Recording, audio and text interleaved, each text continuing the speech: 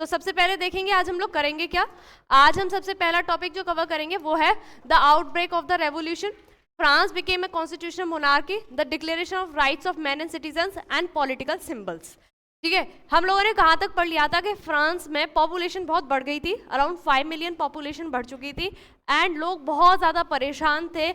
इसी वजह से वो क्या करते हैं, एक रेवोल्यूशन लेकर आएंगे।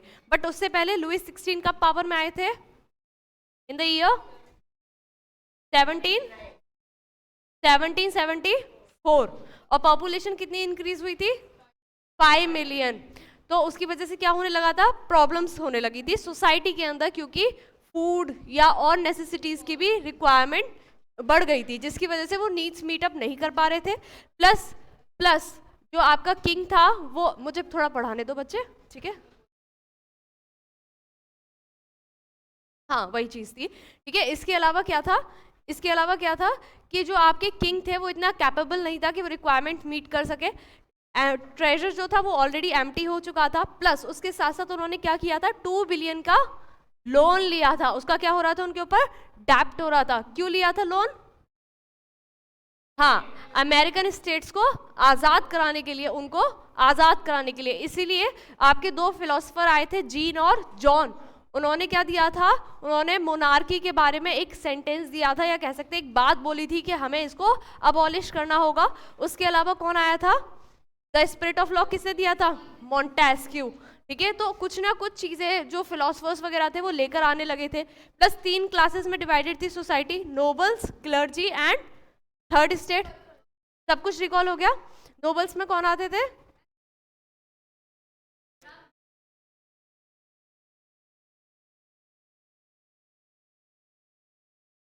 हाँ हाँ, तो नोबल्स में आते थे फैमिली मेंबर्स ऑफ किंग, या जो एरिस्टोक्राट से थे या मोनार्की फैमिली से थे। और बाकी क्या था, क्लर्जी। क्लर्जी में कौन आते थे? चर्च के लोग और सेंस वगैरह, प्रीस्ट वगैरह। और लास्ट आती थी थर्ड स्टेट। थर्ड स्टेट में हमने एमसीक्यू भी किया था, याद होगा। उसमें मर्चेंट, बिजनेसमैन, वो सब आते थे। अब क्या हुआ कि कंडीशंस बहुत ज्यादा वर्स हो गई। किंग किंग ओ लेजिस्लेचर कौन था बताओ? मॉन्टेस्क था। मॉन्टेस्क की इस बात को किसने सुना था? यूएसए ने सुना था, and they adopted that. And ये बात कहां पर होने लगी थी, आई थिंक ये हम आज पढ़ेंगे। We did law Montesquieu. उस it was written that society should be divided in the legislature, executive and judiciary.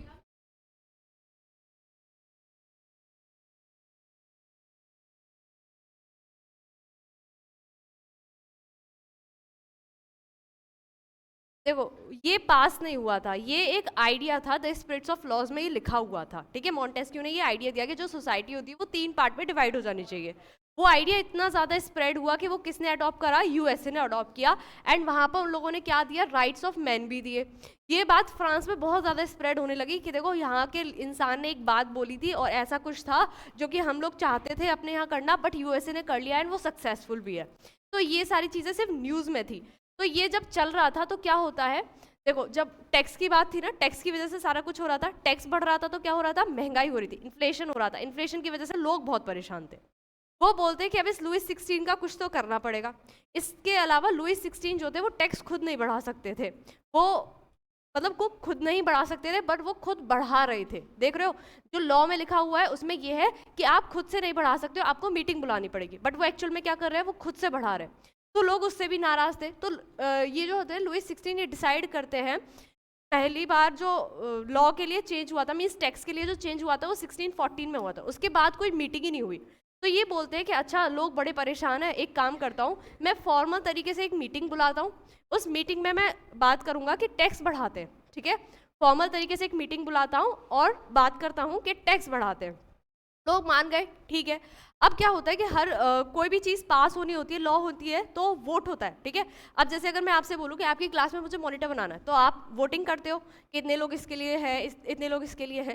तो ये क्या करते हैं आपके लुईस 16 बोलते हैं कि एक तो पहली क्लास किसकी, एक क्लर्जी, एक नोबल्स और एक लास्ट क्लास क्या थी, थर्ड स्टेट। तीनों स्टेट के लोग आ जाइए और हम लोग क्या करेंगे, वोटिंग करेंगे, ठीक है, वोटिंग करेंगे, वोटिंग करके जो विन करेगा उसकी ही बात मानी जाएगी। अब आपको पता है कि ये दोनों टैक्स पे करते हैं क्या? नहीं। तो ये अभी भी किस चीज के फेवर में होंगे कि सारा टैक्स कौन पे करे? Third state. अब किंग को बहुत बताती कि लोग बहुत परेशान है, लोग बहुत परेशान है मुझसे, मुझसे खुश नहीं है। तो उसने क्या किया कि यहाँ पर इनको 300 का रिप्रेजेंटेशन दिया जाता था, मतलब एक मीटिंग के अंदर कितने लोग आ सकते हैं? 300। ये कितने आ सकते हैं? 300। और इनको बोला कि आपको 300 ना देकर मैं आपको कितने लोगों की रिप्रेजेंटेशन देता हूँ? 600। लोग बड़े खुश हो गए, चलो पहली बार किंग ने हमारे लिए सोचा तो सही। अब तक हमें कितनी मिल रही थी? 300। अब किंग ने हमारे बारे में सोचा और हमें कितनी रिप्रेजेंटेशन दी? 600।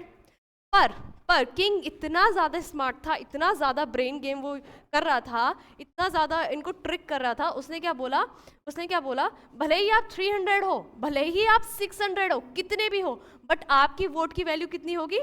1। आपके वोट की वैल्यू कितनी होगी? 1, ठीक है, 1। और यहाँ पर भी 600 की भी वोट की वैल्यू होगी 1, ठीक है। कोई यूज रहा है 600 का? 600 लोगों का कोई यूज रहा?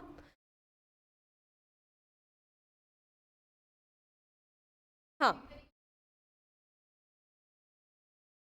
हाँ, उनके होते ही। पर लोगों को ये था कि अगर 600 लोग हैं तो एक एक वोट दिया तो कितने लोग, कितने वोट्स हो गए? 600। अगर इन्होंने टोटल कंबाइन करके वोट दिया तो कितने हुए? 600। तो टाई हो सकता है, ठीक है।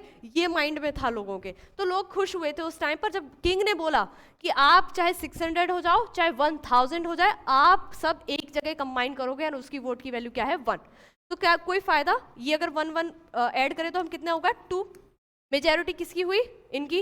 ये जो चाहेंगे वही होगा। इसका कोई यूज रहा? तो 1 फॉर क्लास।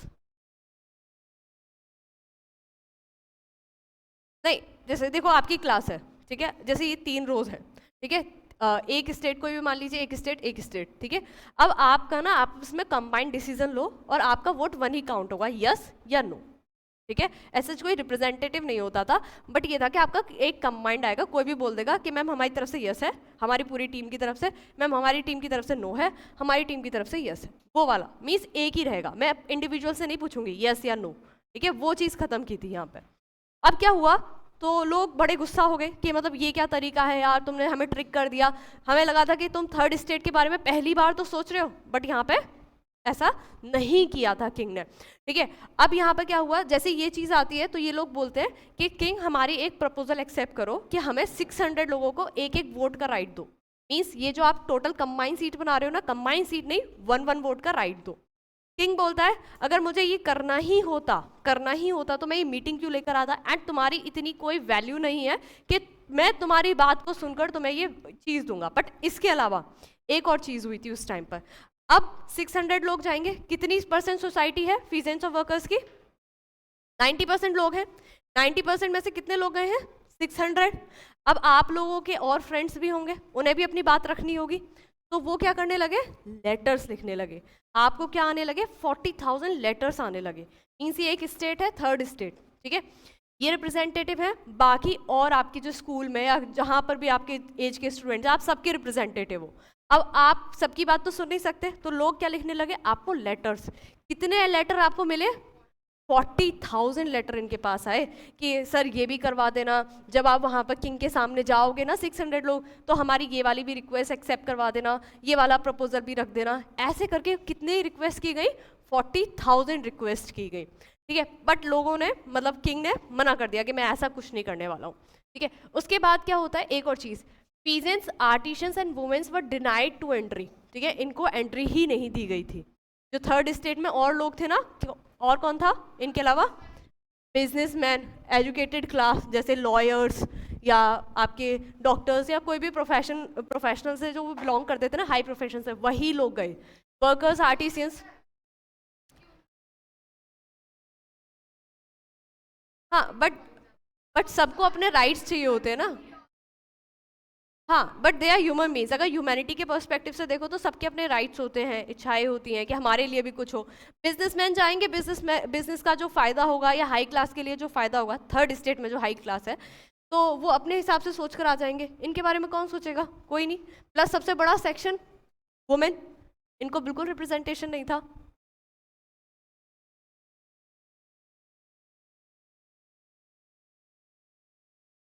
ये इनका नंबर सबसे ज्यादा था, आर्टिसंस, फीजेंस और वुमेन्स, ठीक है। जो एजुकेटेड होते हैं ना, अब देखो आप लोगों ने देखा होगा कि मतलब एक डे टू डे लाइफ का एग्जांपल लेते हैं, कोई बैगर है तो जनरली हम उसको डांट देते हैं, है ना, चिल्ला देते हैं उसके ऊपर। या कोई ऐसा है जो इकोनॉमिकली वीकर है, उसके ऊपर चिल्ला दिया जाता है, डांट दिया जाता है, तुम्हें कुछ नहीं आता है, तो वो शांत हो जाता है। रोड पे भी आपने देखा होगा फाइट्स वगैरह होती है, तो जो वीक होता है, जो इकोनॉमिकली वीक होता है या फिजिकली वीक होता है, वो शांत रहता है। ये लोग क्या थे? Economically weak. ये क्या थे? Physically weak. तो इनको दबा दिया जाता था, ठीक है। Yes,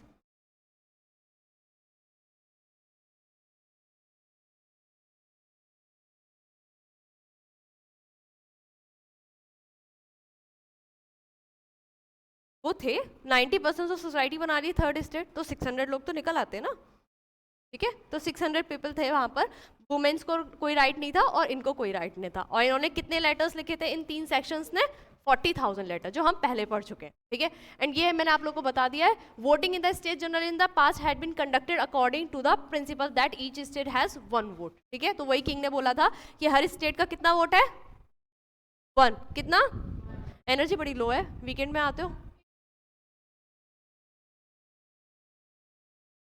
they were not educated, कोई एजुकेशन का राइट ही नहीं था वुमेन्स, तो एजुकेशन जीरो थी वुमेन्स, बिल्कुल जीरो, ठीक है। कोई किसी को नहीं पढ़ाया जाता था।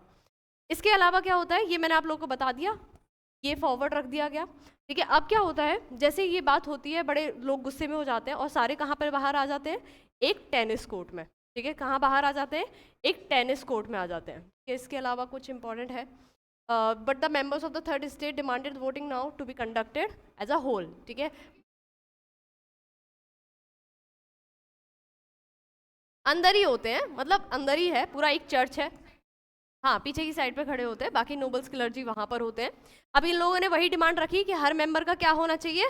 1 वोट होना चाहिए, ना कि एक होल होल वोट नहीं होना चाहिए। क्या होना चाहिए? हर मेंबर का 1 वोट होना चाहिए। इस पे क्या होता है, किंग क्या करते हैं? रिजेक्ट कर देते हैं इस प्रपोजल को, ठीक है। एंड ये जो प्रिंसिपल था, ये कौन लेकर आया था? रोजे। मीन्स लीडर कौन बना था उस टाइम पे? रोजे नाम के एक फिलोसफर थे, वो बोलते हैं। अब देखो मैं दोबारा से समराइज करती हूँ।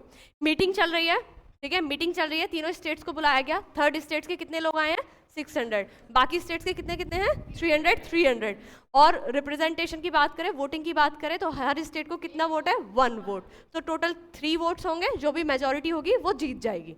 बट इस टाइम पर क्या होता है, लोगों को ये पता चलता है कि थर्ड स्टेट के 600 लोगों को करने का कोई फायदा नहीं है। चाहे आप 1000 कर दो, 2000 कर दो, 5000 कर लो, या पूरे थर्ड स्टेट को बुला दो, कोई यूज नहीं है जब तक कि 1 पर्सन 1 वोट ना हो, ठीक है। कोई यूज नहीं है, क्योंकि होल पूरी स्टेट एक ही चीज को रिप्रेजेंट कर रही है। इस बात को रोजे ने बोलते हैं कि हमें हर मेंबर को क्या दे दो? 1 वोट का राइट दे दो। पर किंग क्या करते हैं? बोलते हैं तुम कुछ भी बोलोगे हम मान जाएंगे, रिजेक्ट कर देते हैं प्रपोजल को। और उसके बाद क्या करते हैं? थर्ड स्टेट के लोग क्या करते हैं? प्रोटेस्ट स्टार्ट कर देते हैं, ठीक है। प्रोटेस्ट स्टार्ट कर देते हैं।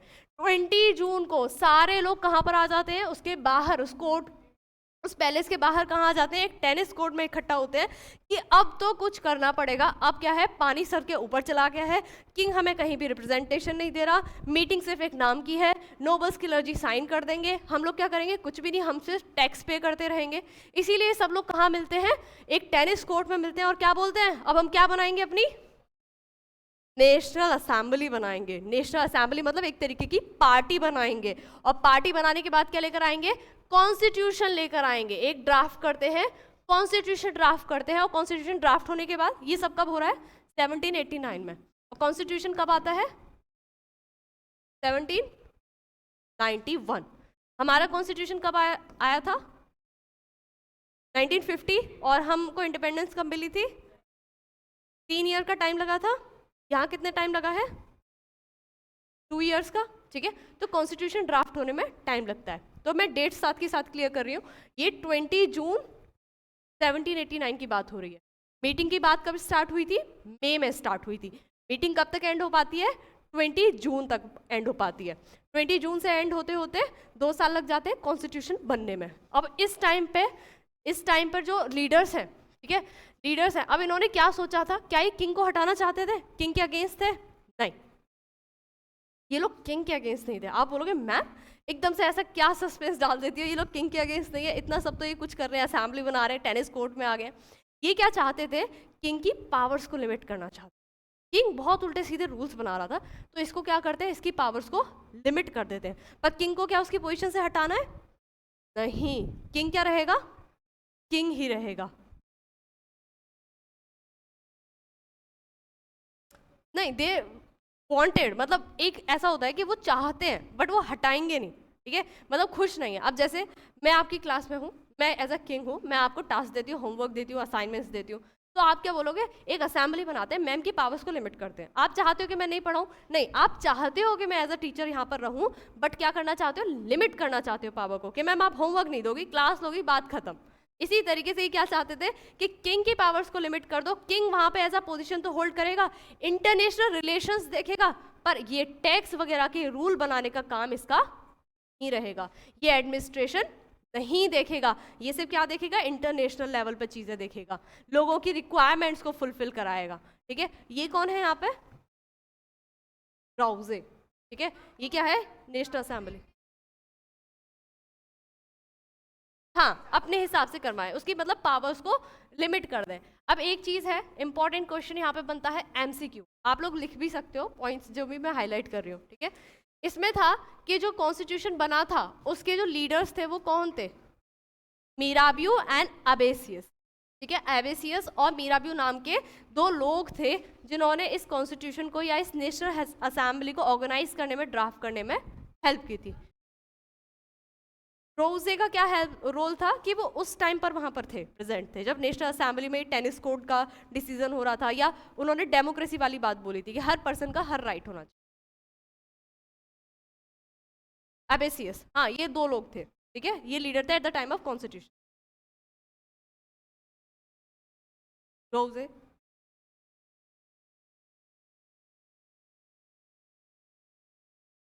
हाँ हाँ, वो फिलोसफर थे।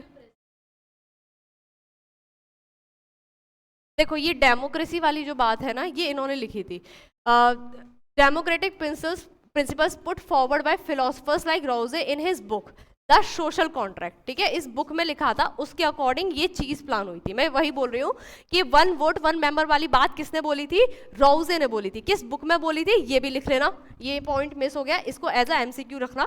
ठीक है, सोशल कॉन्ट्रैक्ट किसने दिया था, सोशल कॉन्ट्रैक्ट किसने दिया था, रोजे ने दिया था। किस बुक में दिया था, सॉरी, बुक में दिया था जिसमें डेमोक्रेसी की बात हुई थी, क्या, वन मेंबर वन वोट होगा।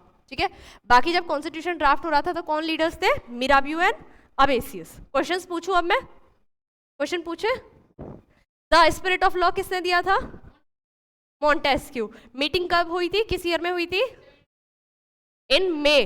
ठीक है, मई से स्टार्ट हुई थी। टेनिस कोर्ट में कब गैदरिंग हुई थी, 20 जून 1789।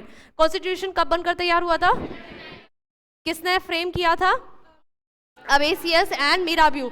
ये क्या नॉर्मल लोग थे, नहीं, ये किस फैमिली से थे, नोबल फैमिली से थे, बट स्टिल क्या था, इनकी फीलिंग्स किसकी तरफ थी, थर्ड स्टेट की तरफ थी, क्योंकि ये लोगों के साथ गलत होना नहीं देख सकते थे। मींस इनके सेंटिमेंट्स थे, या ये प्योर हार्टेड थे, या फिर काइंड हार्टेड थे, ऐसे लोग थे।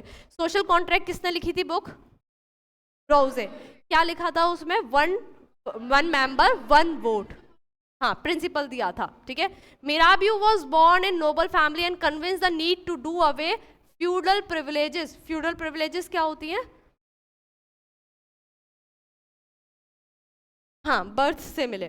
ठीक है, जैसे आप इंडियन हो तो आपको काफी सारी प्रिविलेजेस मिली हुई हैं जो फॉरेनर्स को नहीं होती हैं। ठीक है, या फिर जो उस कंट्री में बॉर्न हुआ है उसको अलग प्रिविलेजेस मिली हुई हैं। ठीक है, तो वो सारी चीजें। इसके अलावा क्या होता है, एक मतलब ये इतने ज़्यादा अच्छे वो बन जाते हैं, लीडर्स बन जाते हैं, मिराबियो एंड अबेसियस, कि ये गैदरिंग करने लगते हैं, मीटिंग्स में स्पीच देने लगते हैं। हमारे यहाँ के लीडर्स स्पीच देते हैं ना, या गांधी जी स्पीच दिया करते थे ना, ताकि क्या हो सके, एक नेशनलिज्म की फीलिंग आ सके, यूनिटी हो सके, और लोगों एक पावरफुल डिसीजन ले सके अगेंस्ट द किंग। लोग बहुत डरते थे किंग से। ठीक है, एक पावरफुल चीज़ है वो, स्पेशली थर्ड स्टेट के लोग बहुत डरते थे, क्योंकि वो लोग रिच थे, वेल्दी थे, पावरफुल थे, तो वो लोग डरते थे। और हर कोई उसमें जाना नहीं चाहता था, क्योंकि लाइफ का रिस्क होता था, प्रिजन में डाल सकते थे, अरेस्ट कर सकते थे, तो सारी चीज़ों का डर रहता था।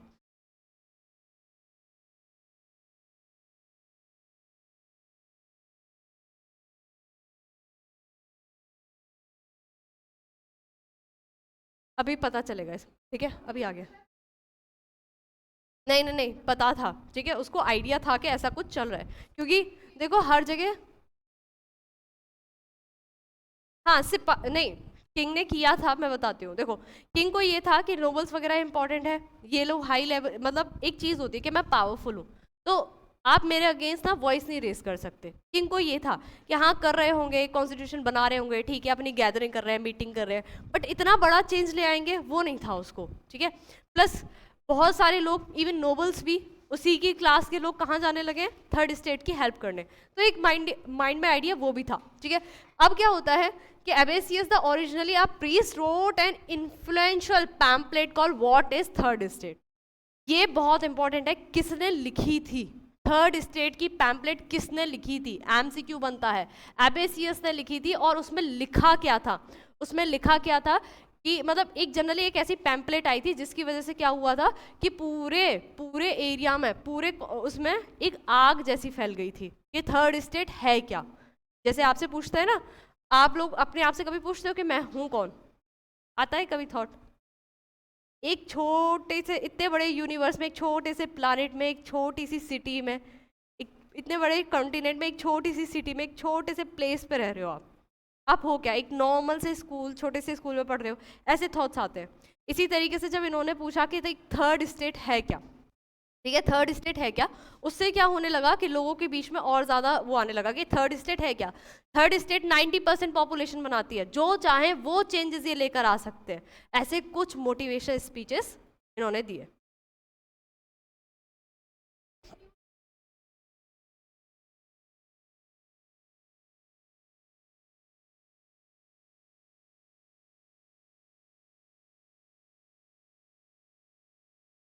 देखते हैं ना, इसमें वही है, वही क्वेश्चन रिपीट कर दिया, ठीक है, मैं बताती हूँ, ठीक है।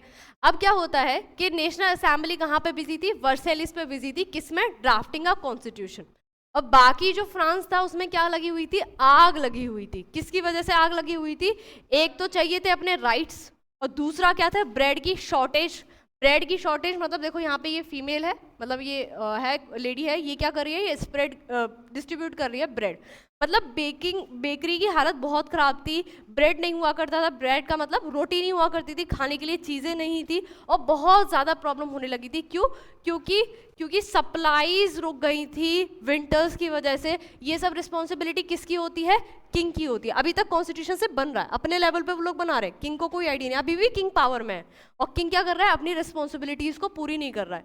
लोग क्यूज में लगे रहते थे, ठंड की रात में पूरी रात निकल जाती थी, लॉन्ग क्यूज होती थी बेकरी के आगे, ठीक है। जो औरतें थी वो गुस्सा हो गई थी, वो शॉप्स में चली गई। क्यों? क्योंकि घर को फीड करने की रिस्पॉन्सिबिलिटी किसकी होती है, वुमेन की होती है। आपके घर में भी मदर ही सारा कुछ अरेंज करती है, क्या ग्रोसरी आनी है, क्या मील रहेगा, क्या सब्जी बनेगी, क्या रोटियां होंगी, ये सारी चीज़ें किसका होता है, मॉम का काम होता है, ठीक है। और जब प्रॉब्लम होने लगती है तो वो क्या होने लगी, गुस्सा होने लगी, रोड पर आ गई। एंड इसी टाइम पर किंग ने क्या किया, बोल दिया कि जाओ पेरिस में जाओ, किससे, ट्रूप्स से, अपनी आर्मी से बोला कि पेरिस की रोड पर जाओ, कर्फ्यू कर दो, लोगों को डरा दो, धमका दो, ये जो कॉन्स्टिट्यूशन वाला प्लान बना रहे हैं ना, इसको इतना दबा दो, इतना इनको डरा दो कि ये इसे खत्म कर दे, इसे छोड़ दे। क्या ये वही है जिससे हमने स्टार्टिंग करी थी?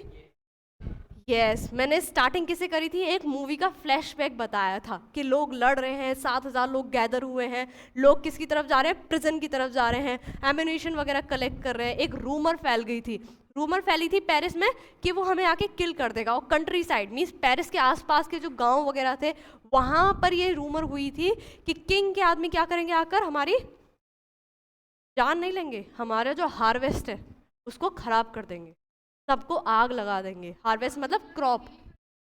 वो पेरिस में था, जो कंट्री साइड में थी ना, वहाँ ये रूमर थी कि वो यहाँ आएंगे प्लस हमारी हार्वेस्ट को भी खत्म कर देंगे, ठीक है। हार्वेस्ट खत्म होने का मतलब ब्रेड का मोर शॉर्टेज, ठीक है, मोर शॉर्टेज ऑफ ब्रेड। इसकी वजह से लोग बहुत गुस्सा हो गए, कंट्री साइड में रिवॉल्ट होने लगा और पेरिस में होने लगा। यहीं से स्टार्ट किया था हमने, पूरी रिपीट आ गई, रिपीट हो गया सब कुछ, स्टोरी बन गई। ओके चलो, अब आता है कि मैम, ये देखो मैंने वही बताया कि कंट्री साइड में क्या था, उन्हें ये था कि हमारे जो भी विलेज का है वो डिस्ट्रॉय कर देंगे। ये बैंड्स ऑफ ब्रिगेड्स होते हैं जो आपके जंगलों में रहते हैं ना कुछ, जो लुटेरे होते हैं, रॉबर्स जो जंगलों में रहते हैं, वो लोग भी बाहर निकल आए थे, ठीक है। तो ये सारा कुछ चल रहा था। अब आता है कि मतलब कि मैम ये सब कैसे हुआ, अब ये लोग ये किंग मान कैसे गया। अब क्या होता है, रिवोल्ट हो रहा है, 7000 लोग कहाँ पर है, रोड पर है, गाँव में खूब अच्छे से रिवोल्ट हो रहा है, आर्मी को भगाया जा रहा है, जो भी अच्छे लुटेरे थे या कह सकते हैं रॉबर्स थे उस टाइम के, वो भी एक्शन में आ चुके हैं, वो भी थर्ड स्टेट के ही हैं, वो भी आर्मी को किल कर रहे हैं, ठीक है। अब क्या होता है, किंग बहुत ज़्यादा डर जाता है, ठीक है।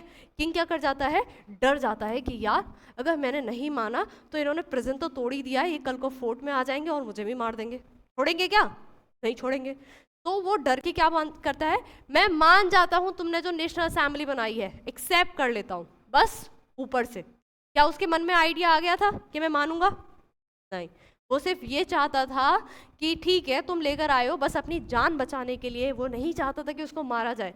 उसने बोल दिया कि ठीक है मैं कॉन्स्टिट्यूशन को एक्सेप्ट करता हूँ। ये सब क्यों हुआ, अगर ये वो रूमर स्प्रेड नहीं होती तो ये कभी भी कॉन्स्टिट्यूशन को एक्सेप्ट नहीं करता, क्योंकि लोग रोड पर नहीं आते और इसको डर नहीं लगता इसकी जान का या फिर इसकी डेथ का, ठीक है। तो उसकी वजह से On the night of 4 August 1789 में the assembly passed the decree abolishing the feudal system. feudal system क्या होता है, हाँ जमींदारी सिस्टम। इसमें क्या होता था, उसके अलावा नहीं, उसके अलावा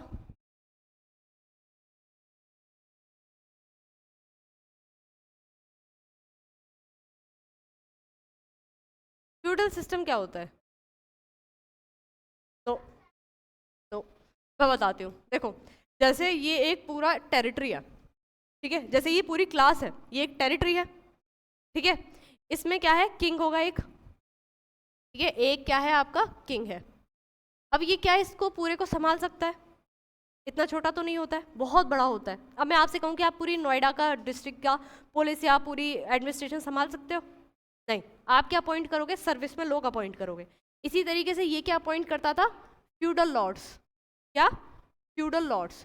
अब ये फ्यूडल लॉर्ड्स क्या करते थे, ये उसको संभालते थे, मतलब ये छोटे छोटे एरिया के समझ लो अपॉइंट किए हुए हैं आईएएस, हाँ मिनिस्टर्स या आईएएस वगैरह मान लो सिटी लेवल पर, ठीक है, हाँ डेप्यूटी कलेक्टर्स वगैरह। तो उसने यहाँ पे अपॉइंट कर दिया, एक यहाँ पर है, एक यहाँ पर। अच्छा कोई भी अपने नेम बताओ, 4 लोग, एनीवन, हाँ कोई भी अपना नेम बताओ ना, कोई भी 4 स्टूडेंट्स, आपको जमींदार बनाती हूँ मैं। डेट, डेट, कोई बताओ जल्दी से, या नेम, वनीशा, ठीक है। तो ये हो गया वनीशा की टेरिटरी, रिद्धिमा की टेरिटरी, बॉयज में से पार्थ, एंड लास्ट में से श्रेयांश, ठीक है। तो ये टेरिटरी आपकी बन गई। अब ये क्या करते थे, ये अपने एरिया को संभालते थे और मैं यहाँ पर हूँ एज अ टीचर, ठीक है। मैंने बोला आप मेरे फ्यूडल लॉर्ड्स हो, मेरी टेरिटरी आपके हाथों में है, पैसा कलेक्ट करो, टैक्स बढ़ाओ, कुछ करो, मुझे प्रॉफिट लाके दो। आपकी रिस्पॉन्सिबिलिटी हो गई, हो गई या नहीं हो गई। अब आप क्या करोगे, आपके यहाँ के जो पीजेंट्स हैं, जो आपके आसपास आपके फ्रेंड्स बैठे हुए हैं, इन पे क्या करोगे, प्रेशराइज करोगे कि अगर तुम नहीं काम करोगे तो मैम मुझे निकाल देंगी पोजीशन पे से, मेरी जॉब चली जाएगी, तो तुम्हें काम करना पड़ेगा, तुम्हें काम करना पड़ेगा। अब क्या हुआ कि मैं एक दिन एब्सेंट हो गई, एब्सेंट हो गई, मेरे ऊपर कोई नहीं है, ठीक है। तो क्या होगा, अब ये लोग पावर में आ जाएंगे, बोलेंगे कि हमारे ऊपर कोई नहीं है, मैम नहीं है, मतलब किसी तरीके की कोई हमारे ऊपर प्रेशर नहीं है, अब हमारा जो एरिया है हम इसे इंडिपेंडेंट डिक्लेयर कर देते हैं और हम यहाँ के राजा।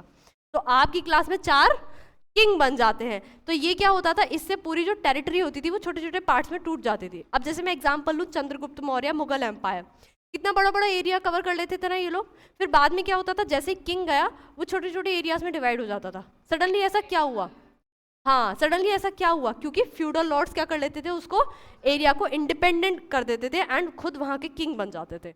तो फ्यूडल सिस्टम को क्या कर दिया, हटा दिया गया। अब थर्ड स्टेट को क्या फायदा था इससे, क्या था, ओके श्योर। तो थर्ड स्टेट को क्या फायदा था कि उनके पास से प्रेशर कम हो गया, ठीक है, टैक्स पे करेंगे। देखो अब मैं बताती हूँ फ्यूडल सिस्टम क्या होता है कि अगर एक किंग है, उसकी बहुत बड़ी टेरिटरी है, वो खुद से संभाल नहीं सकता, तो वो फ्यूडल लॉर्ड्स को अपॉइंट करता था। मान लो सर्विस में 4 लोगों को लेकर आता था, उनसे बोलता था ये एरिया तुम्हारा, ये एरिया तुम्हारा, ये एरिया तुम्हारा, ये एरिया तुम्हारा, टैक्स कलेक्ट करो, एडमिनिस्ट्रेशन रन करो, एंड जो भी कुछ पैसा आता है, प्रॉफिट आता है, वो मुझे रिपोर्ट करो, ठीक है। कुछ टाइम बाद क्या होता था, वो उस एरिया के मालिक बन जाते थे, एरिया के मालिक हैं, सारा कुछ वही देख रहे हैं, किंग को तो कोई मतलब नहीं है, बस पैसा आ जाना चाहिए। अब किंग अगर वीक हो गया, बीमार हो गया या मर गया या कहीं कहीं बैटल में बिजी है, तो उनके ऊपर कोई नहीं है चेक करने वाला रेगुलरली, तो वो क्या करते थे, खुद को इंडिपेंडेंट बना लेते थे, ठीक है। वो किंग की पूरी टेरिटरी में से खुद को सेपरेट कर लेते थे और बोलते थे कि मेरा पूरा एम्पायर क्या है, इंडिपेंडेंट है, और यहाँ का राजा कौन, मैं। और अपने सरनेम के हिसाब से क्या दे देते थे, उस एरिया को नाम, जैसे कि मैं अपना ही लगा लेती हूँ सिम नेम, सिंह डायनेस्टी बन गई है, ठीक है, ये सिंह एम्पायर बन गया, तो ऐसे कुछ भी करके वो अपने छोटे छोटे एम्पायर्स बनाते थे, ठीक है। ये होता था फ्यूडल सिस्टम। तो ये अबॉलिश करने का रीज़न क्या था, टैक्सेस वगैरह के लिए प्रेशर कम हो जाता था और टैक्सेस भी कम हो जाते थे, क्योंकि फ्यूडल लॉर्ड्स क्या करते थे, करप्शन करते थे, कुछ पैसा देते थे किंग को और कुछ अपने लिए रख लेते थे, ठीक है। किंग को बोलते थे कि सर हम पर फार्मर से 10 रुपीज़ ले रहे हैं, ठीक है, और लेते कितने थे, 15 मान लो, फॉर एग्जाम्पल समझा रही हूँ, और प्रॉफिट कितना, 5 का, वो तो किंग को पता ही नहीं है। अब उस 5 को निकालने के लिए वो क्या करेंगे, फार्मर्स को एक्सप्लॉइट करेंगे, उन्हें परेशान करेंगे, तो वो चीज़ हट गई। इसके अलावा क्लर्जी जो थे, क्लर्जी क्या क्लास थी, चर्च वाले लोग थे, इनसे बोला गया बड़े फायदे लिए तुमने, बड़े प्रिविलेजेस लिए कि आओ हमारे यहाँ आओ, हमें गिफ्ट देके जाओ, वाइन देके जाओ, ऐसी सारी चीज़ें देकर जाओ, वो सब तुमसे लिए जाते हैं, सब कुछ अबॉलिश कर दिया चर्च पे से, ठीक है। Government acquired assets worth of at least 2, मतलब जो उनके ऊपर डेप्थ था वो सब ले लिया गया, मतलब चर्चेस वगैरह को बेच के, चर्चेस से में जितना पैसा था, फंड था, सब कलेक्ट करके क्या किया, जो भी डेप्ट था जो लुई 16 के ऊपर हुआ था उसको खत्म कर दिया। Yes, according to the constitution. ये सब असेंबली के बाद हो रहा है।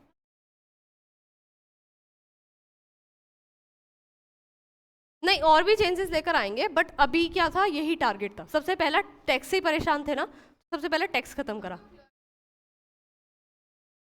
हाँ, बहुत मनी था, टैक्स पे करना नहीं है। हाँ, 2 बिलियन, मतलब 2 बिलियन पे टैक्स 10% का इंटरेस्ट लगा हुआ था, ठीक है, वो सब पे कर दिया। अब आता है France became a constitution monarchy. Series में चलें, सब अटेंटिव हैं लास्ट तक। मैं बता रही हूँ एक बार, जिसका भी मिस हो गया है, कंसंट्रेशन ब्रेक हुई थी, दोबारा आ जाओ, ठीक है, 1 मिनट सुन लो, फिर पूरा सब कुछ क्लियर हो जाएगा। 1789 में रिवॉल्ट होता है, कॉन्स्टिट्यूशन असेंबली बनाने की बात होती है। कॉन्स्टिट्यूशन बनाने के लिए 2 फिलोसफर्स नोबल क्लास के आते हैं, मिराबियो एंड अबेसियस, बोलते हैं हम कॉन्स्टिट्यूशन बनाने में क्या करेंगे, हेल्प करेंगे। उसके बाद कॉन्स्टिट्यूशन ड्राफ्ट होता है। पहला रोल क्या लेकर आते हैं वो, कि क्लर्जीज को जितनी भी पावर है, जितना भी पैसा है उनसे लेते हैं, उनके ऊपर जो डेप्ट था 2 मिलियन का उसको फुलफिल कराते हैं, उनसे सारे प्रिविलेजेस खत्म कराते हैं, एंड फ्यूडल लॉर्ड्स वगैरह ऑब्लिगेशंस, टैक्सेस को रिड्यूस कर देते हैं या हटा देते हैं, वो सिस्टम ही बिल्कुल अबॉलिश कर दिया जाता है। एंड अब क्या होता है, कॉन्स्टिट्यूशन मोनार्की प्रॉपर्ली सेटअप हो चुकी है। ये कब हुआ था, डेट क्या थी, 4 अगस्त को अडॉप्ट किया गया था कॉन्स्टिट्यूशन। अब करते हैं, इन्होंने पूरा कंप्लीट ड्राफ्ट कर लिया कॉन्स्टिट्यूशन 1791 तक। हाँ, अभी हम लोग पढ़ के आए, ठीक है। इसमें क्या मेन ऑब्जेक्टिव था, limit the powers of monarch. मैंने स्टार्टिंग में भी बोला था, क्या वो किंग्स के दुश्मन थे, एनिमीज थे, नो, क्या चाहते थे, लिमिट करना किंग की पावर्स को, ठीक है। अब आता है, ये किसने बोला था, बुक का नाम स्पिरिट ऑफ लॉ, उसमें ये चीजें बोली थी। क्या फ्रांस ने इसको सबसे पहले किसने अडॉप्ट किया था, यूएसए ने, उसके बाद फ्रांस ने। अब फ्रांस क्या बन चुका है, कॉन्स्टिट्यूशन के साथ मोनार्की, मतलब किंग के साथ कॉन्स्टिट्यूशन, ठीक है। हाँ, यस, हाँ, किंग को भी कॉन्स्टिट्यूशन फॉलो करना होगा, बट स्टिल किंग के पास अभी भी कुछ पावर्स है, ठीक है, किंग के पास अभी भी कुछ पावर है। जैसे इंटरनेशनल लेवल पे कोई बात होगी तो कौन जाएगा आगे, किंग जाएगा। हाँ, ऐसा कह सकते हैं, मतलब अब उसकी पावर्स बहुत कम है, सिर्फ नेम है। इसके अलावा जैसे किंग को ये भी था कि अगर लोगों को ब्रेड वगैरह दिलवाना है तो वो भी काम किसका है, किंग का काम है, ठीक है। तो जो बेसिक सप्लाईज थी ना वो अभी भी काम किंग का ही है, बस उसकी पावर्स लिमिट कर दी, टैक्स वगैरह हटा दिया है, फ्यूडल सिस्टम हटा दिया, ऑब्लिगेशंस हटा दी, ठीक है। अब क्या हुआ, कॉन्स्टिट्यूशन असेंबली बन गई, कॉन्स्टिट्यूशन बन गया है, सॉरी मोनार्की बन चुकी है। अब कॉन्स्टिट्यूशन वाले लोग क्या करेंगे, क्या करेंगे लोग बताओ। कॉन्स्टिट्यूशन बन गया है, कॉन्स्टिट्यूशन मोनार्की आ चुकी है सोसाइटी में, अब लोग क्या करेंगे, कॉन्स्टिट्यूशन को फॉलो। अब उन्होंने क्या किया, पूरी सोसाइटी को किस में डिवाइड किया, active citizens and passive citizens. Active कौन थे, एक्टिव कौन थे, जो कि वोट दे सकते थे। मेरे एक एक पॉइंट को ध्यान से सुनना, ऐसे लोग जो कि वोट दे सकते थे उन्हें बोला जाता था एक्टिव सिटीजन्स। बाकी जो आपकी वुमेन हो जाती हैं, ये इसमें क्लियर नहीं है, बट आपके पास जब पीपीटी जाएगी, पीडीएफ जाएगी, तो उसमें सब कुछ क्लियर होगा। आपके एनसीईआरटी में भी है, तो आप ओपन करके देख सकते हैं। इसमें कौन थी, वुमेन थी, ओल्ड पीपल थे, या फिर जो कह सकते हैं चिल्ड्रंस थे, वो सब इसमें आते थे। अब हाँ, बिलो 25 ये लोग थे वोट देने वाले। पहली कंडीशन क्या थी एक्टिव सिटीजन बनने के लिए, मेल होना चाहिए, ठीक है, मेल होना चाहिए। एज कितनी होनी चाहिए, 25 या 25 अबव होनी चाहिए। उसके अलावा जॉब होनी चाहिए, ठीक है, अर्न करना चाहिए। ये सारी कंडीशंस इसको फुलफिल करनी थी, तभी क्या कर सकते हो, वोट दे सकते हो। क्या क्या यहाँ पे वुमेन्स की बात की गई है, तो क्या यहाँ पे किसी और क्लास की बात की गई है, मतलब जो आदमी जॉब नहीं करता उसकी बात की गई है, पीजेंट्स वगैरह की नहीं।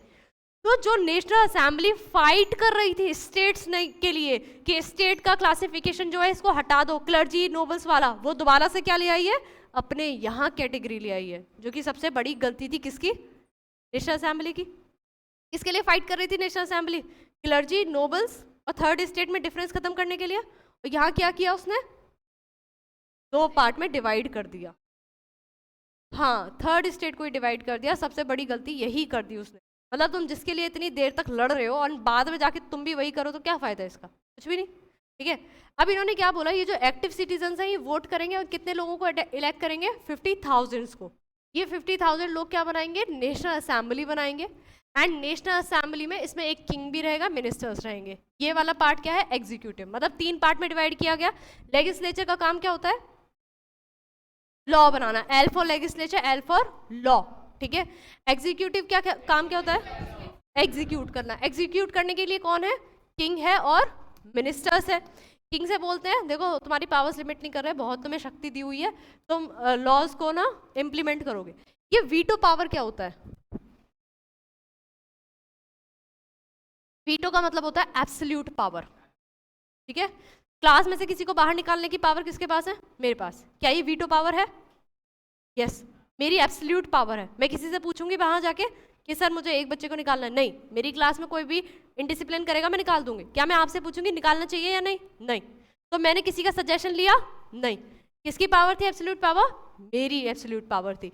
तो किंग के पास कुछ एब्सोल्यूट पावर थी नेशनल असेंबली के अंदर। हमारे प्रेसिडेंट के पास भी कुछ वीटो पावर्स होती है। आप लोगों ने सुना होगा कि जो प्रेसिडेंट होता है वो किसी की फांसी रुकवा सकता है, सुना है। तो वो क्या है, उसके पास वीटो पावर है। उसको कोई क्वेश्चन नहीं कर सकता कि सर क्यों, या उसे कोई ये नहीं कह सकता कि सजेशन लो हमसे, ठीक है। तो वो उसके पास वीटो पावर है। इसी तरीके से मिनिस्टर्स के भी ऊपर थे। प्लस इन लोगों ने एक और बड़ी गलती करी है, वो ये वोट करने के बाद जजेस बनाए, और जजेस भी किससे हैं, सिर्फ एक्टिव सिटीजन से, पैसिव में से कोई जज नहीं है, जुडिशरी, ठीक है। ये क्लासिफिकेशन था फ्रॉम ओल्ड। हाँ वही तो गलती हुई, 2 पार्ट कर दिए, एक्टिव और पैसिव। हाँ एक्टिव, कोई रिप्रेजेंटेशन नहीं है। वुमेन्स कर रही थी अपने लेवल पर वो प्रॉपरली हो नहीं पा रहा था। ये समझ में आ रहा है, ये है यहाँ पर, ठीक है। एनसीईआरटी में ये सारा लिखा हुआ है, पिक्चर बनी हुई है, ठीक है। यहाँ पे वुमेन, चिल्ड्रन है बिलो 25, पैसिव सिटीजन्स है, no voting rights about 3 million. और ये 28 मिलियन के थे, 28 मिलियन में से 4 मिलियन लोग ऐसे थे जो कि क्या थे, एक्टिव सिटीजन्स थे। बाकी कितने बचे, 28 मिलियन में से 4 करा तो 24, वो क्या सब क्या थे, पैसिव सिटीजन्स। ये लोग वोट करते थे, किसको इलेक्ट करते थे, इलेक्टर्स को इलेक्ट करते थे, 50,000। फिर ये 745 नेशनल असेंबली को इलेक्ट करते थे। इसमें से कुछ मिनिस्टर्स होते थे जो किंग के अंडर आते थे, वो क्या थे, एग्जीक्यूटिव थे, और बाकी जज थे। तो जज का काम क्या होता है, लेजिस्लेचर और एग्जीक्यूटिव के बीच में कभी लड़ाई हो जाए तो जज काम में आएगा। कोई बात गलत हो गई तो कौन काम में आएगा? जज काम में आएगा। ठीक है, हाँ, मतलब वोटिंग कहीं भी होगी, कौन करेगा? Active citizen. ठीक है,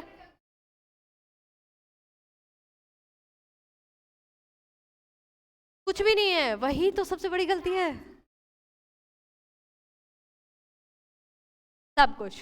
ठीक है, तो कहीं ना कहीं दोबारा से वही चीजें आ गई, डिफरेंसेस वही क्रिएट हो गए। वुमेन्स को जिनके पास जॉब नहीं है या टैक्स पे नहीं कर सकते, उनको वोटिंग राइट्स भी नहीं है।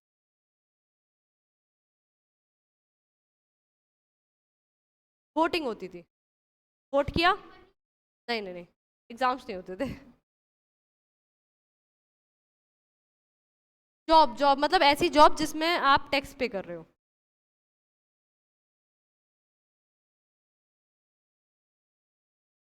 हाँ, वही, हाँ वही चीज हो गई ना।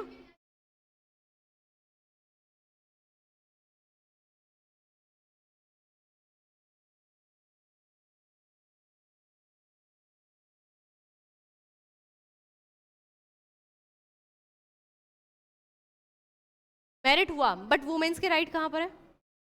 No rights for women, plus taxes के।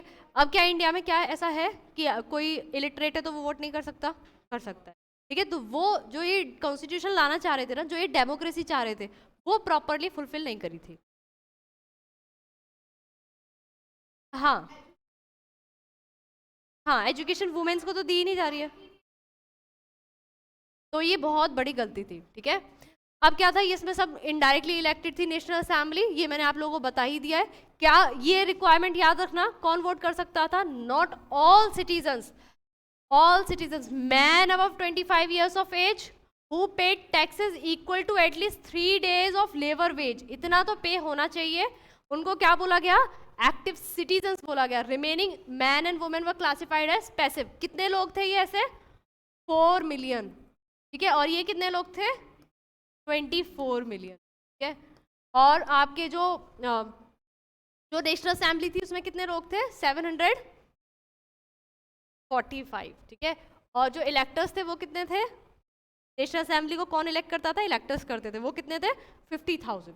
ठीक है, तो वो पूरा आपको समझ।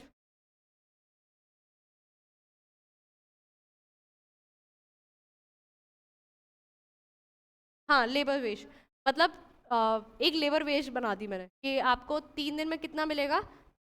300 पर डे के हिसाब से 900 रुपीज हो गए, तो एटलीस्ट तुम्हें इतना पे करना ही है।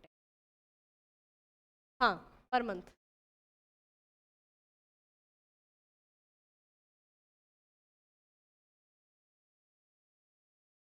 नहीं, एट लीस्ट मिनिमम है ये। ठीक है, इतना तो पे करना ही पड़ेगा। ठीक है, नहीं नहीं नहीं, हाँ मतलब सैलरी पे बेस्ड होती थी, पर ये था कि मतलब अगर तुम मतलब इतना अर्न कर रहे हो कि तुम 3 दिन में 900 कमा रहे हो और 900 टैक्स तुम्हें देना ही है। अगर तुम्हारी इनकम हुई 3 दिन में 800, तो तुम नहीं कर सकते हो वोट। ठीक है, 3 दिन में तुम्हें एटलीस्ट कितना कमाना है? 900 कमाना है, तभी तुम वोट कर सकते हो। हाँ, मतलब उसका ये था कि तुम्हें मतलब एक कैटेगरी डिवाइड कर दिया बेसिकली। राइट्स बहुत कम लोगों को दिए गए। Constitution began to declaration of rights of man and citizens. क्या आपके पास कोई राइट है? क्या है? Right to vote, right to education, right to vote. ठीक है, राइट, हाँ fundamental right, right to expression. ठीक है, right against exploitation, right to life, right to property, life to, right to die. बहुत सारे तरीके के राइट्स हैं आपके पास। ठीक है, राइट टू लिव। ठीक है, बहुत तरीके के राइट्स हैं। तो इसी तरीके से ये लोग क्या लेकर आए? Rights of man and citizens. ये देखो जैसे क्या है, क्या लिखा है यहाँ पे? राइट टू लाइफ,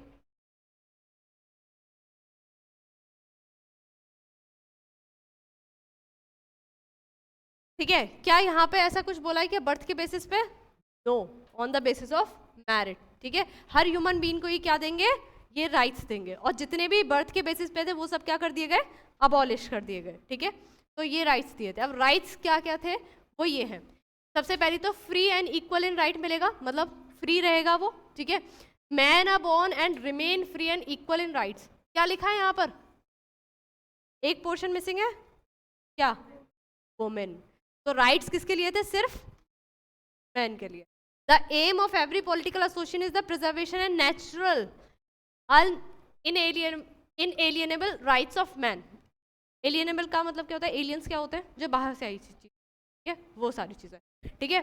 और रेजिस्टेंस ऑफ ऑपरेशन, मतलब इसमें लिबर्टी, आपको प्रॉपर्टी का राइट दिया है, सिक्योरिटी का दिया है, रेजिस्टेंस टू ऑपरेशन दिया है, ठीक है। Sources of sovereignty resize in the nation, मतलब नेशन से है सब कुछ। इंडिया से बाहर जाके बोलोगे कि इंडिया में तो हमें ये भी राइट था, आप क्यों नहीं दे रहे हो? बोल सकते हो?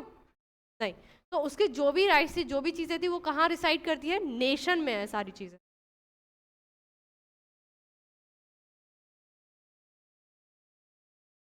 हाँ देखो, राइट्स अलग है, मतलब यहाँ पर मेरिट, हाँ मेरिट ठीक से नहीं थी, कुछ भी प्रॉपर नहीं था, बस ये कोशिश कर रहे थे कि हाँ एक एक्सपेरिमेंट है, बस ये सिर्फ एक एक्सपेरिमेंट था जो वो ट्राई कर रहे थे, सक्सेसफुल हुआ तो ठीक है। नहीं नहीं, liberty consist of power to do whatever is not injurious. क्या आपके पास लिबर्टी है जो चाहो कर लो? है? ऐसा है कि रोड पर जाके किसी को बोलो कि मैं तुझे पुश करना चाहता हूँ ट्रक के आगे? ऐसा कर सकते हो? क्यों? क्योंकि ये क्या है? पनिशेबल है, इंजीरियस है किसी के लिए, ठीक है, ठीक है, तो ये आप नहीं कर सकते हो। क्या ऐसा कर सकते हो जो इंजीरियस हो सोसाइटी के लिए? नहीं, वो भी नहीं कर सकते हो, ठीक है। कल डैम पर गए, डैम का वो खोला है, या प्रिजन में गए, प्रिजन के लॉक्स तोड़ा है, तो क्या वो सोसाइटी के लिए इंजीरियस है? ठीक है। नेक्स्ट क्या दिया? Law of expression in general will, मतलब इंफॉर्मेशन पर्सनली या रिप्रेजेंटेशन, राइट टू पार्टिसिपेट वाली चीजें दी, ठीक है। तो ये बेसिक चीज़ है जहाँ से क्वेश्चंस नहीं बनते हैं। No man may be accused, ऐसा तो नहीं हो सकता आप सब पढ़ रहे हो यहाँ पे, मैंने बोला चलो, या पुलिस आगे बोलती है चलो अरेस्ट करना है तुम्हें, बोलोगे क्यों? बोलोगे क्यों? हमने तो कुछ किया ही नहीं है, ठीक है। तो बिना किसी रीजन के आपको अरेस्ट नहीं किया जा सकता, ठीक है, ना ही बंद किया जा सकता है घर में, ना ही अरेस्ट किया जाता है, ये सारी चीजें। इसके अलावा हर इंसान को अधिकार था राइट करने का, लिखने का, इस बोलने का और प्रिंट करने का। ये किसके लिए है? प्रेस के लिए।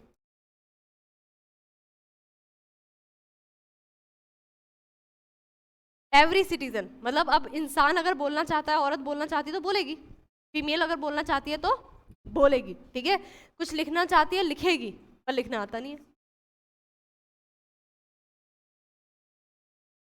आई थिंक सारे राइट्स ना मैन के लिए थे, ठीक है, बट कुछ पार्ट्स में वुमेन को भी इंक्लूड कर दिया गया, क्योंकि यहाँ पे किसकी बात हो रही है? प्रेस की बात हो रही है, ठीक है, तो प्रेस के केस में इसको रख दिया गया, ठीक है।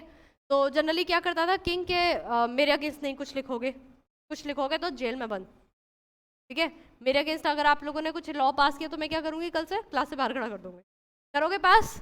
नहीं करोगे, ठीक है। तो यही ये था, ठीक है, कि अगर आप किसी तरीके का कुछ अगेंस्ट में लिखते हो ना किंग के, तो आपके ऊपर सेंसरशिप लग जाती थी। सेंसरशिप पता है ना, मूवी सेंसर से पास होती हैं, देखा है कि मूवीज़ कैसी है, किसी रिलीजन को या किसी स्पेसिफिक चीज़ को वो तो नहीं करे जैसे किसी के सेंटिमेंट्स हर्ट हो जाए, ठीक है, तो उसको देखा जाता है। इसी तरीके से वो भी लोग देखते थे, तो वहाँ पे सेंसरशिप लगी हुई थी। For the maintenance of public force and the expenses of administration all citizens portion were their means tax, एक कॉमन टैक्स सबके लिए होगा। अगर तुम्हें कोई भी चीज़ें मिल रही है तो तुम्हें उसका टैक्स देना पड़ेगा। क्या टोल के लिए टैक्स देते हो? तो वो क्या टैक्स होता है कि जो रोड बनाने में जो पैसा खर्च हुआ है वो आपसे लिया जाएगा, क्योंकि यूज़ कौन कर रहा है? आप लोग कर रहे हो, सिटीजन्स यूज़ कर रहे हो। तो कुछ कॉमन टैक्स सबको पे करने होते थे, ठीक है। This property was sacred and inviolable right. आपको क्या प्रॉपर्टी के राइट्स है? ऐसा है कि कल जाते हो कर्नाटका में और एक प्रॉपर्टी खरीद लेते हो, कोई मना करेगा? क्या कल कोई जाता है लखनऊ में कोई भी एक फ्लैट खरीद लेता है, कोई मना करेगा? नहीं। अब आप जाते हो मेन रोड पर, यहाँ पर हाईवे पे, और वहाँ पर क्या बना लेते हो? घर बना लेते हो, कोई रोकेगा? क्यों? क्योंकि वो किसकी प्रॉपर्टी है? गवर्नमेंट प्रॉपर्टी है। तो आप, इन्होंने भी यही बोला कि अगर प्रॉपर्टी चाहिए तो बना लो, बट गवर्नमेंट प्लेस पे नहीं होना चाहिए, गवर्नमेंट ने जो बाउंड किया हुआ है वहाँ पर नहीं होना चाहिए। अब कुछ सिंबल थे, औरतें पढ़ी लिखी नहीं थी, एजुकेटेड क्लास नहीं थी, बच्चे पढ़े लिखे नहीं थे, या ओल्ड एज में जो लोग थे बहुत कम लोग पढ़े लिखे थे, उनके लिए क्या बनाया गया? सिंबल्स लेकर आए। ये ब्रोकन चैन है, क्या दिखाती है कि अब आपको किससे फ्री किया गया है? स्लेवरी से, ठीक है। स्लेव्स क्या होते थे? बाउंडेड लेबर होते थे, हाथ बांध के ले जाते थे, पैर बांध के ले जाते थे, काम करवाते थे, वापस ले आते थे, फिर हाथ बांध के छोड़ाते थे एक ऐसे कंजस्टेड रूम में जहाँ पर सांस लेने की भी जगह नहीं हो। पैकेजिंग पता है कैसे होती थी? अगर जैसे अफ्रीका से लेकर जाना है यूरोप, तो एक छोटे से रूम में बहुत सारे लोगों को बंद कर देते थे, लोग बेहोश हो जाते थे, इतनी सफोकेशन हो जाती थी, डेथ हो जाती थी, बहुत सारे स्लेव इस तरीके से, मतलब जानवरों को भी नहीं ले जाया जाएगा, इस तरीके से लेके जाते थे, ठीक है। तो वो उस चीज़ को दिखाता था। रेड जो कैप था, रेड फेरिजियन कैप जो था, ये दिखाता था लिबर्टी को, ठीक है। ये किसका साइन है? लिबर्टी। इसे आगे चल के कौन पहनेगा? तो जैकोबियंस। याद है जैकोबियन के बारे में सुना है? नहीं सुना, क्लास 10th में, ठीक है। तो जैकोबियंस क्या पहनेंगे? ये रेड कैप पहनेंगे। नेक्स्ट आता है, ये सिंबल है रॉयल पावर का, ठीक है, रॉयल पावर का। ये लाइट क्या है? ये दिखाती है इल्यूमिनेशन, मतलब यह दिखाती है कि आपका रेडिएटिंग लाइट है तो रोशनी की तरफ बढ़ रहे हैं, प्रकाश की तरफ बढ़ रहे हैं, कुछ अच्छा हो रहा है, नॉलेज को दिखाती है ये आई, ठीक है। नेक्स्ट आता है ये बंडल ऑफ स्टिक्स है। स्टोरी पढ़ी है स्कूल में? एक ओल्ड मैन था, उसके 4 सन थे, वो एक एक स्टिक दे देता है, बोलता है ब्रेक करो, तो ब्रेक कर देते हैं, फिर वो सबको बंडल बना लेता है, एंड देन वो कहता है आप ब्रेक करो, तो वो ब्रेक नहीं कर पाते। तो वो किसको दिखाती है? यूनिटी को दिखाती है। ये क्या है? रिंग क्या है? नेवर एंडिंग, इटर्निटी, मतलब एक ऐसी चीज जो कभी खत्म नहीं होगी। कॉन्स्टिट्यूशन चला है तो चलता रहेगा। आप बोलोगे मैम स्नेक ही मिला था बनाने के लिए, ये तो हाँ मतलब है तो वही चीज दिखाई है, स्नेक है ये, snake biting its tail to form a ring, ठीक है। ये क्या है? इस वुमेन ने क्या पहने हुए हैं? 3 कलर के कपड़े पहने हुए हैं। क्या ये उसका फ्लैग है फ्रांस का? ठीक है, तो उसको दिखाने के लिए ये नेशनल कलर्स ऑफ फ्रांस दिखाए थे। ये विंग वुमेन क्या दिखाती है? परी, एंजल अच्छी लगती है ना, हम स्टोरी सुनते थे स्टार्टिंग में लाइफ में हमारी में, तो वो दिखाता है पर्सोनिफिकेशन ऑफ लॉ। पर्सोनिफिकेशन क्या होता है? हाँ, ह्यूमन क्वालिटीज देना, या फिर जैसे किसी भी चीज़ को पर्सोनिफाई कर देना, आपसे पर्सनली अटैच कर देना। जैसे कप्स होते हैं ना, उस पर आपके फोटोग्राफ्स होते हैं, कोई गिफ्ट करता है आपको, या ब्रेसलेट्स वगैरह होते हैं, चेन होती है, उन पर नेम होता है, तो वो आपकी क्या हो गई? पर्सोनिफाई हो गई, वो अब आपसे रिलेटेड। तो यहाँ पर आपके लॉ को दिखाया है कि वो आपसे रिलेटेड।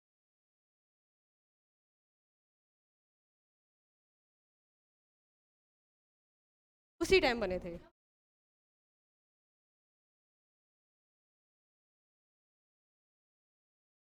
उनको ये था ही नहीं, अभी आपको लग रहा है कि ये गलत है, उनको ये पता ही नहीं था कि वुमेन्स को भी राइट देने चाहिए, ठीक है। तो अभी जैसे क्या है, तुम लोग क्या स्टूडेंट्स हो, तुम्हारे ऐसे स्पेसिफिक राइट्स नहीं होती क्योंकि तुम सभी 18 से कम हो, ठीक है।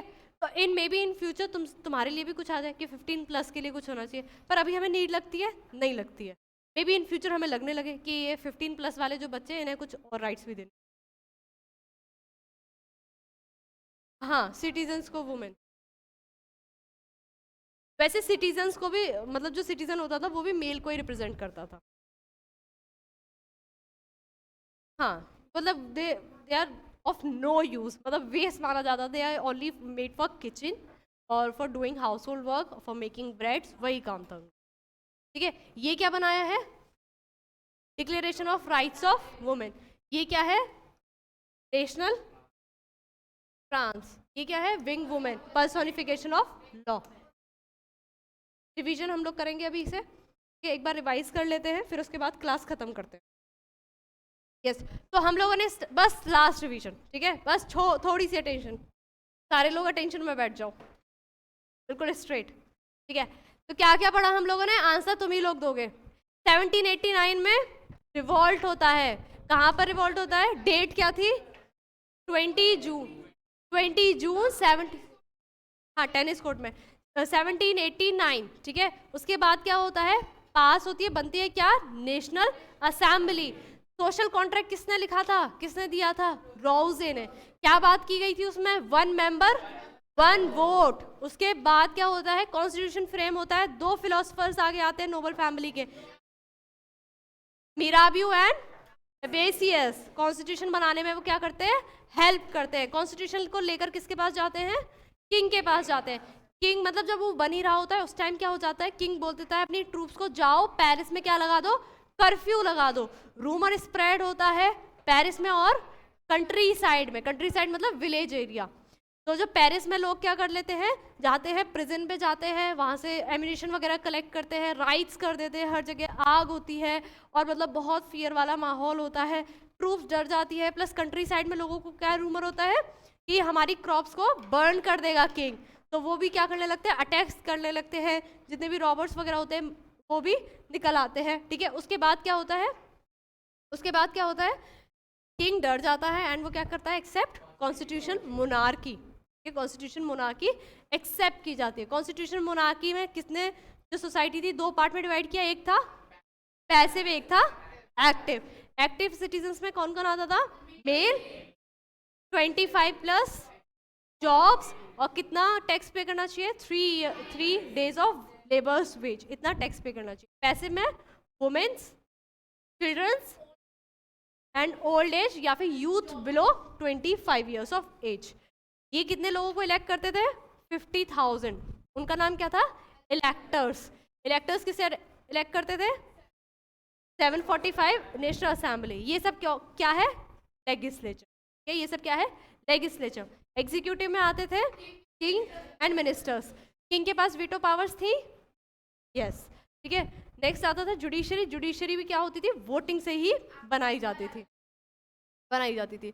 वुमेन्स को कहीं भी राइट नहीं दिए गए, कुछ डिक्लेरेशन ऑफ राइट किया गया, ठीक है, कुछ राइट्स दिए गए थे वुमेन्स को। क्या क्या थे, कोई राइट नहीं थे, सॉरी, वुमेन्स को। मैन को राइट दिए गए थे, right to life, right to liberty, और स्लेवरी कोई भी राइट नहीं था, बस सिटीजन वर्ड यूज कर लेते, ठीक है। मतलब सिटीजन वाले में वो आ जाती थी थोड़ा बहुत रोल प्ले करने। प्रेस वगैरह, हाँ, जैसे राइट वर्क या फिर राइट टू स्पीक, ठीक है। और वुमेन्स को ज़्यादा कुछ वो भी नहीं था, प्रेफरेंस भी नहीं था। एंड जो रॉयल फैमिली की वुमेन होती थी ना, उनको थोड़ा बहुत पढ़ाया जाता था एंड उसके बाद उनकी मैरिज क्या कर दी जाती थी, फिक्स कर दी जाती थी। किसमें, रॉयल फैमिली में, किसी रॉयल एम्पायर में, ठीक है। नेक्स्ट ये हम लोगों ने पढ़ा, कुछ सिम्बल्स हम लोगों ने पढ़े थे। ब्रोकन चेन पढ़ा था, ठीक है, ब्रोकन चेन पढ़ा था। इसके अलावा आपका कैप वगैरह पढ़े जो लिबर्टी दिखाती थी, विंग वुमेन पढ़ी थी, एंड इसके अलावा ट्राई नेशनल कलर, फ्लैग वगैरह सारी चीज़ें पढ़ी थी। डिक्लेरेशन ऑफ राइट्स का पढ़ा था, ठीक है। ये रॉयल पावर को रिप्रेजेंट करते हुए बंडल ऑफ स्टिक्स पढ़े थे। स्नेक पढ़ा था जो इटर्निटी दिखाता है कि एक बार राइट्स स्टार्ट हुए तो कभी ख़त्म नहीं होंगे। इसके साथ ये चैप्टर आपका यहाँ पर एंड होता है, मतलब चैप्टर नहीं, आज का लेक्चर। यस, या active citizens use to the tax.